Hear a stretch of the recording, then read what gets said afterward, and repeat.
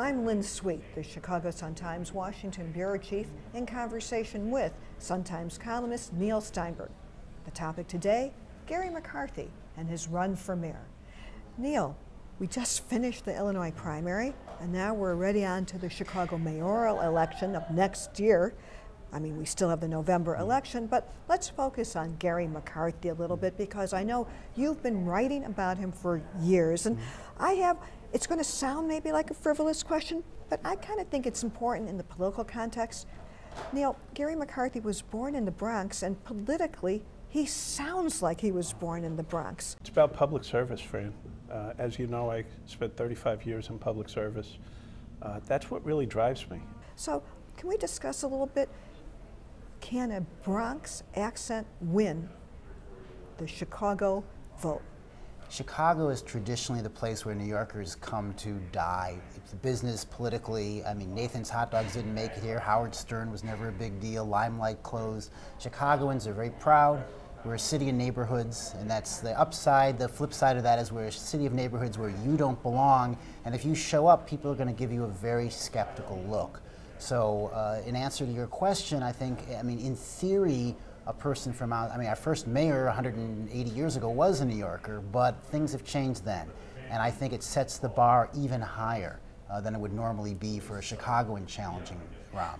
So Rahm, when he ran the first time, he was born in Chicago. Right. Uncle was a cop. His uncle was a cop. And as I like to say, and then his family moved to Wilmette. Right. As I like to say, the neighborhood, his family, his dad worked in the neighborhood I grew up in, which I guess wasn't good enough for them, so they moved out. His mother went to the high school I went to, so I get it. He had to, in a sense, prove himself. Prove himself, even though as an adult he lived totally in Chicago. So Neil, you wrote a book called You Were Never in Chicago, and you're kind of an expert on some of these sensitivities. So tell me some other things that you think politically, Garry McCarthy, who you have been writing about for years, what are the things that, the issues that might be addressed for a Bronx accent figure as he tries to make himself a candidate of all the people? He has to establish himself as someone who cares about the city. Okay, if this is seen as a career step for him, you know, we're very attuned to the prospect of Sharpies coming into town trying to take advantage of us. And that's another problem he's going to have to overcome. And, you know, it's like a mother criticizing her kids, and then an outsider tries to do it, and she's like, no, only I can insult my kids. And well, that's kind of interesting. And I know that even you, in your own writing, Cleveland-born Neil Steinberg, he lives in the leafy suburb of Northbrook. Yeah. I'm always above boards with that because, and I do give McCarthy credit. If you look on his website, in his first line, he says, I was born in the Bronx. And so at least he doesn't try to hide it. So whatever savvy he's bringing to the table, he's savvy enough to know that you have to admit your faults up front. Well, you know, one thing too is when he says, he's kind of going on this Chicago needs change theme. And we've seen it before in politics. The change is always elect me. Right.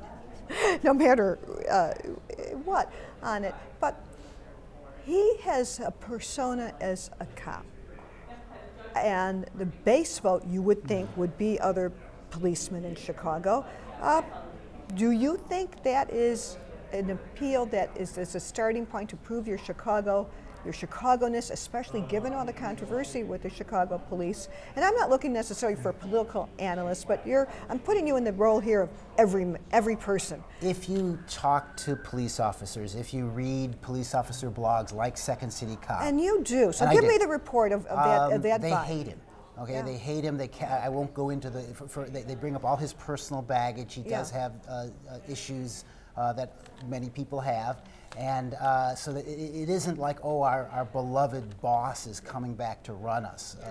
Cops tend to be very critical of the superintendent, especially people, and I think I want to explain why if you have a minute. Yeah. For people from outside, because you're a beat officer, you're walking, they don't really walk beats as much, but you're a low-level officer, you dream of promotion. And to see guys clouded in from the outside, you despise that. Well, I don't know if you know, there is a tradition here, and in many police departments, of hiring police chiefs from other cities. You know, former police chief Ramsey once, you know, he went to Washington and other cities to run it. But those are people who are cleaning up crowd, O.O. Wilson sorts. We're bringing in someone from outside who's not tainted like you guys are. you know. And when you think about Jody Weiss coming in, what did, you know, his first words were like, former police superintendent. Almost the first thing he said was, "You guys are too fat." And he was a bodybuilder, and again, it's a tone sort of thing. And watching McCarthy's opening video in his whatever luxurious kitchen he shot that in, I kept looking at the background thinking, you don't get it. Well, but he can't go back to a neighborhood and say, this is my home. Well, no, but I'm saying is you don't have to necessarily shoot it in your kitchen either. So we could maybe analyze that. I thought the kitchen shot was okay. Okay. Because it kind of put him at home on it.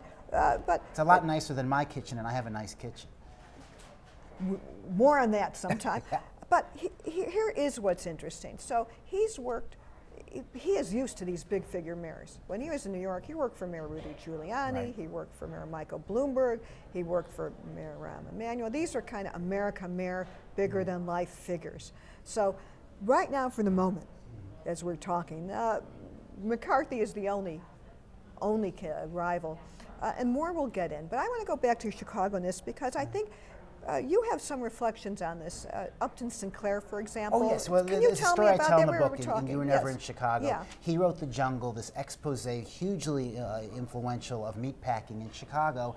And in his autobiography, he says, people ask me, did I not live here all my life to write this book? And he says, no, I was actually only there for 6 weeks doing research in the meatpacking companies. Had I lived there all my life, I wouldn't have noticed anything was wrong. And I thought that says something important because, I mean, there is a value to outsiders. I'm an outside. People come in, they're not part of the system. And I guess if McCarthy can work that thread and can say, look, but it's hard when you were superintendent for almost 5 years to then flip around and go, I'm not part of it. So any accomplishment he's made, and he's listing the lowering crime and things, that's him being part of it, and yet he wants to say he's not part of it because he's from the outside. So he wants it both ways. He wants to run against the mayor, right, who appointed him, who in other political circumstances, Rahm would take credit for this police superintendent's accomplishments. They both have to deal with Laquan McDonald. Right, which is, I mean, you know, half of the voters in Chicago are you know, African Americans, Hispanics, and Laquan McDonald was this was sort of like a third rail that both of them had their hands wrapped around. I mean, this was a young man shot 16 times by a police. I mean, I don't have to go into all the details, but the response was something close to a criminal cover-up, or can be interpreted that way. And so I noticed that one of the headlines that McCarthy shows in his little video is a Laquan McDonald thing, and it's going to be quite the Cirque du Soleil acrobatic act for him to try to stick that on the mayor and not have that blow back on him as well. Right. Actually, in April, you wrote a column about him, and you had a wonderful line in there. I don't want to steal it from you. That the mayor kept his manhood in a jar on his desk? Well, I mean, that's what he's known for. The mayor would call McCarthy in the morning and yell at him, and he'd call him every night and yell at him. So here he is, his reputation, and this is not my opinion, this is what I got from talking to people. You know, I did an Esquire profile on Rahm, and I talked to McCarthy, I talked to a lot of, you know, and is that he's this cringing sort of, you know, he's the reason Emanuel could be so polite to everyone else was he was yelling at Garry McCarthy. And so how to portray that image as this underling who's, you know, with the mayor's yelling at you every day to as something he can be proud of and become mayor himself off of, it seems to me that's quite a trick that he set up for himself to perform. Can you imagine that debate? You. Yeah. No. Yeah. But there's going to be more people coming in this race. And one other thing, just in the politics of it, we know from the Tuesday election that if you look at this new surge of progressive activism, that Dan Biss did well in a lot of wards in Chicago. So I think this kind of progressive surge, part of it organized by Jesus Chuy Garcia, who's going on to Congress.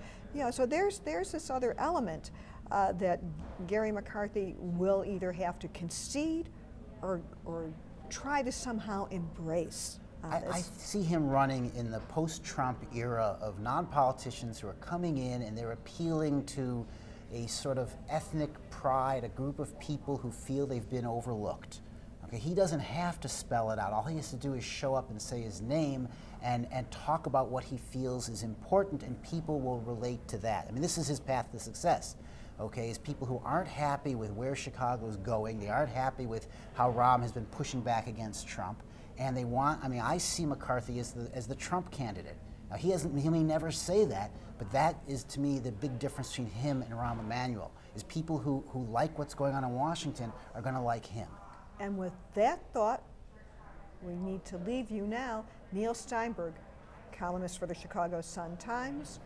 We've been talking about Garry McCarthy, our new mayoral candidate, the former police superintendent, on the question, can a man with a Bronx accent become mayor of Chicago? I'm Lynn Sweet, the Chicago Sun-Times Washington Bureau Chief.